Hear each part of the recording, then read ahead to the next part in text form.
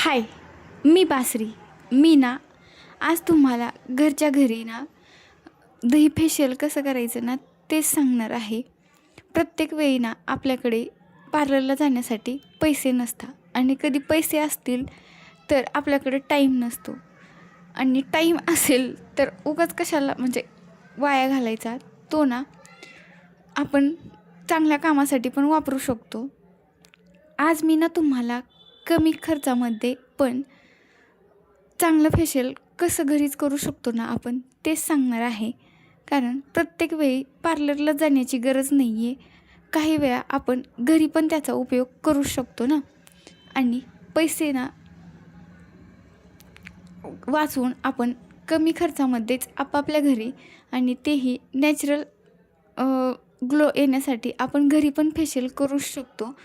आणि मी ना आज दह्यापासून तुम्हाला फेशियल कसं करायचं ना तेच सांगणार आहे. आणि याचे ना खरंच रिझल्ट खूप छान आहे.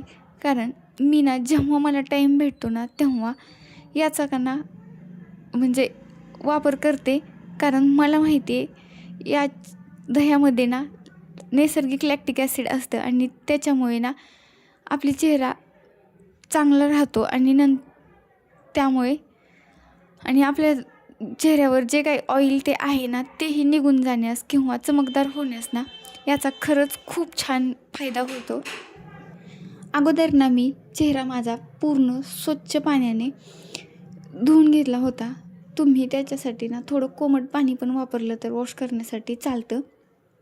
मी अगोदर चेहरा स्वच्छ धुवून घेतला आणि नंतर ना जे दही होतं ना त्याचा वापर सुरू केला होता.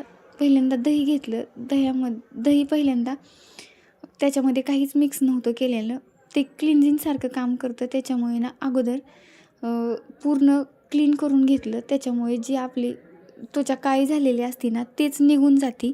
त्यामुळे पहिली स्टेप ती केली होती. आणि सेकंड स्टेपमध्ये ना मी दह्यामध्ये ना साखर मिक्स केली होती आणि त्याच्यामुळे आपली जी स्क्रब करण्याचं काम करते साखर आणि त्याच्यामुळे जी डेड स्किन आहे ना ती पूर्ण निघून जाते. आणि तिसऱ्या स्टेपमध्ये ना त्याच्यामध्ये मी